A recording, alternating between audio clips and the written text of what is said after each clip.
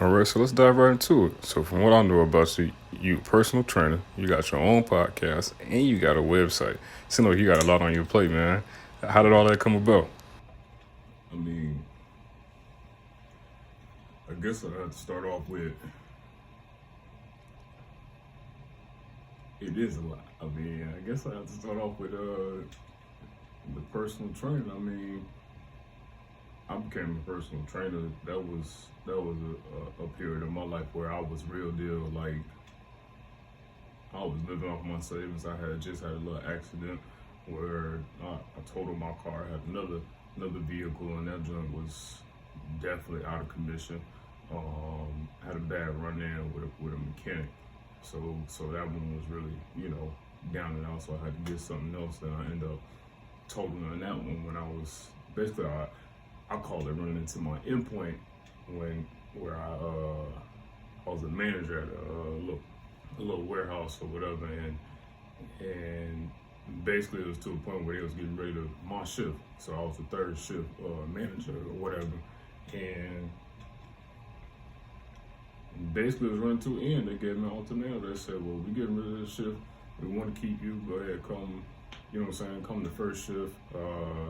I ain't like, the other supervisor. They was basically telling me I was going to end up becoming a working supervisor or whatever that is. And and I was basically going to be basically just doing my own thing or whatever, basically become a worker but still keep, my same pay rate and all that nonsense. And I went forward because I was talking about, well, hell, I'm trying to move up in the company.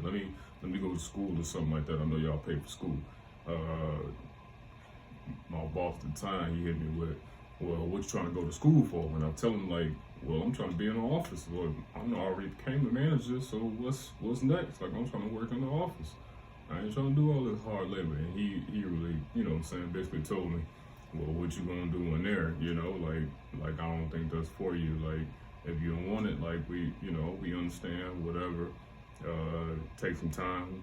You got some vacation time, so I'll go ahead and take a week off or whatever. You know what I'm saying? I kind of use that time to clear my head, and I'll tell him like, when I come back, if I come back, like I would, like a letter of recommendation just in case.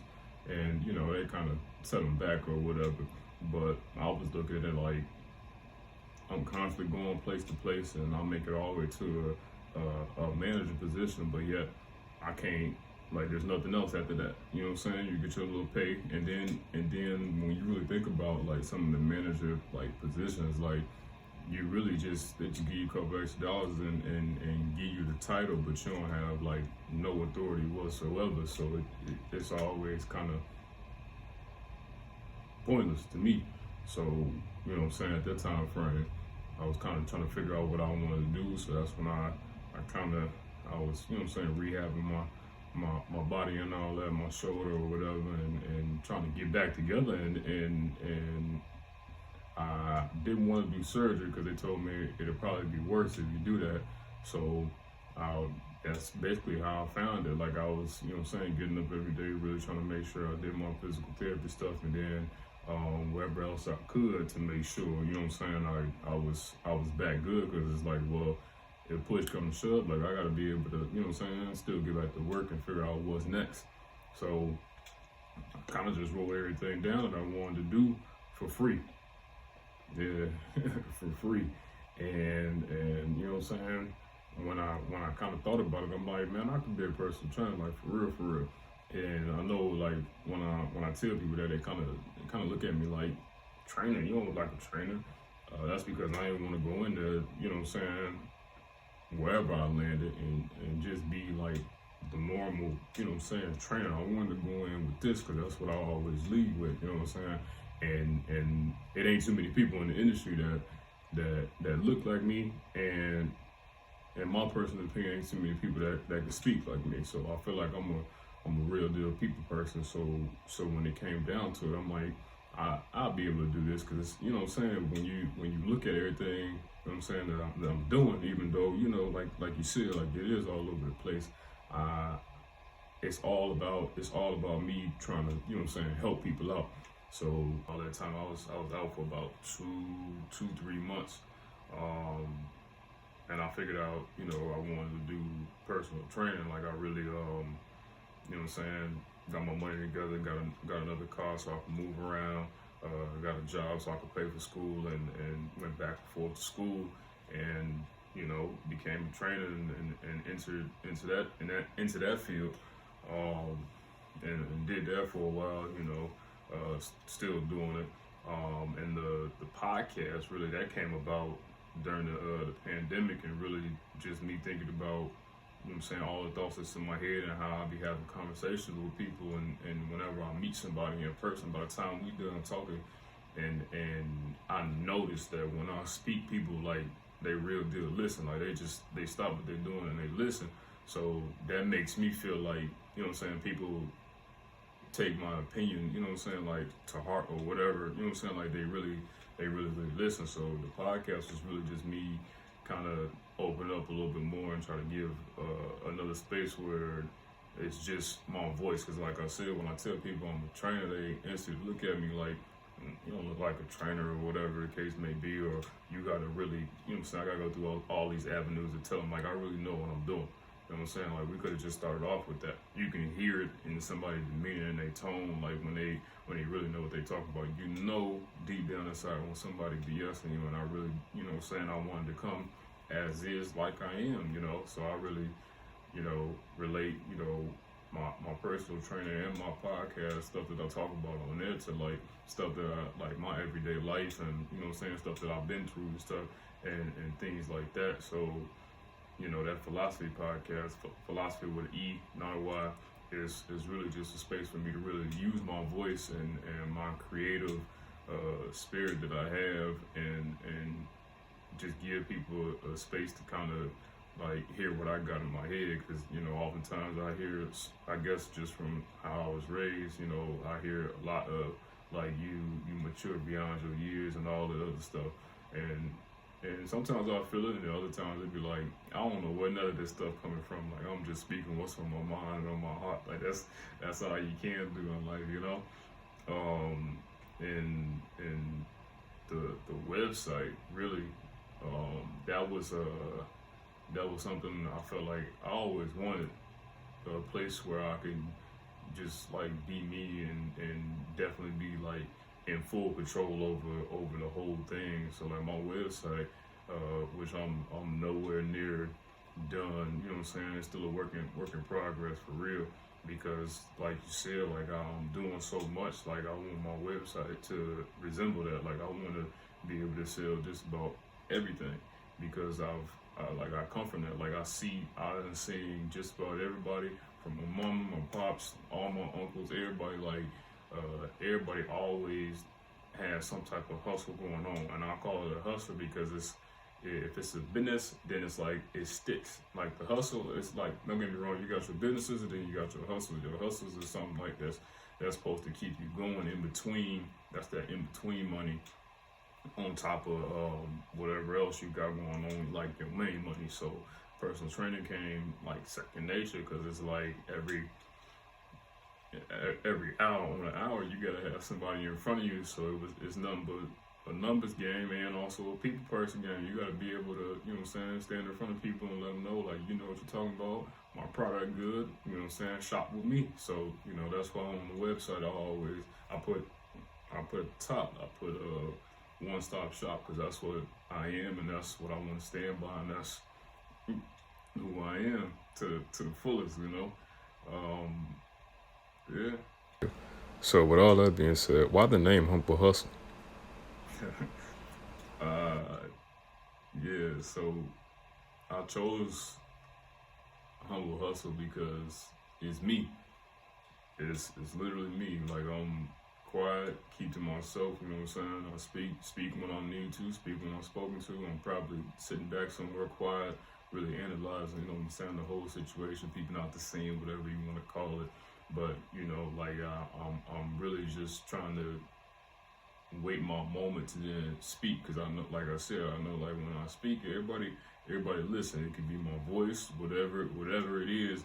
But with that, I always wanted to make sure I lead I'll leave with knowledge first. So it's like if I ever get a chance to speak up and say something, like I want to make sure I know what I'm saying and what I'm coming with. Like I don't never want to speak no BS or nothing like that. So that's why I won't say nothing right off the bat. I need to make sure I see what everybody else got to say, and then I'll go in with what I got to say. I don't never just jump straight in. So me, like I'm humble in my ways and hustling. Like I said, like I come from a long line of hustlers, so it's just secondhand nature from, what I'm saying, my mom's doing everything from hair to taxes. Like I grew up, my mom she been doing hair for the longest. Like that's what she known for.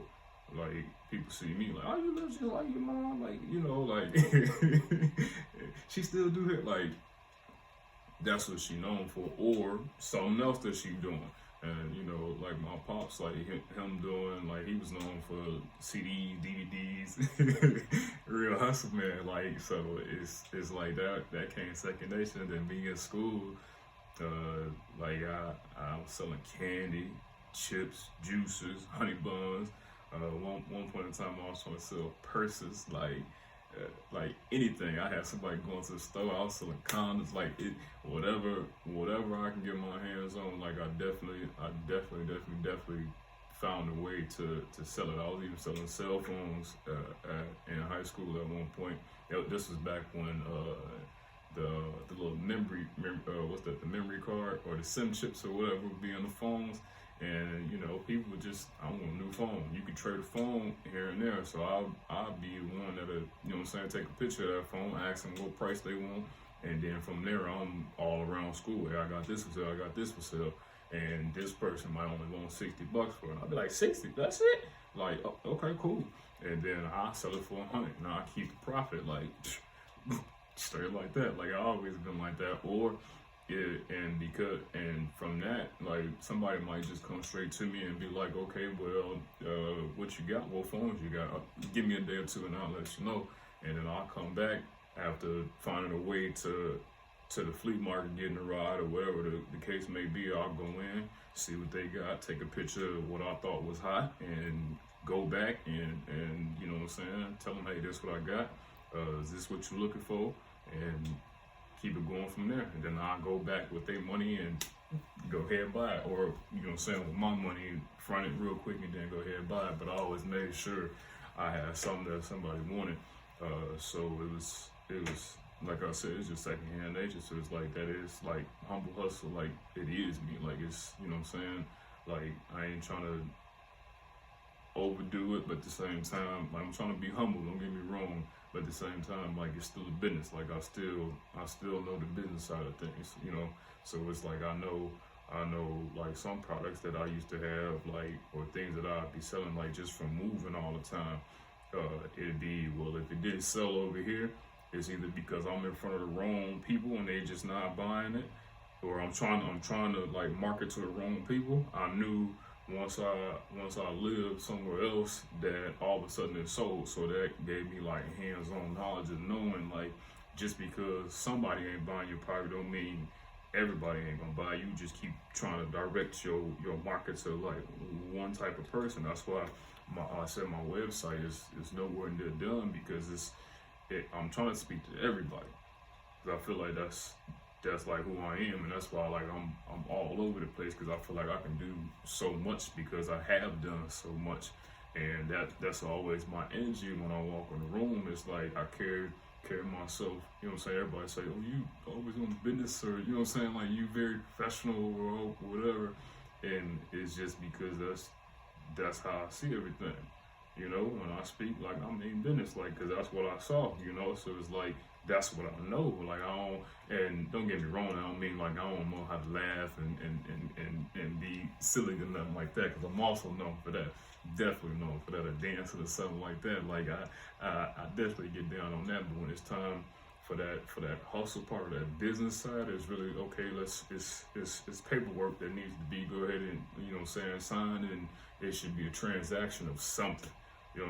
We both supposed to be able to eat some type of way. So really that was just my whole philosophy, and I really want to turn the humble hustle from this logo you know what I'm saying, from people that love this into something that's subtle. Like I really want to turn it into a humble brand. Like I can see this as being something like Hanes. Like I want this to turn into a Hanes logo where you don't even see it. You just like all your white T-shirts.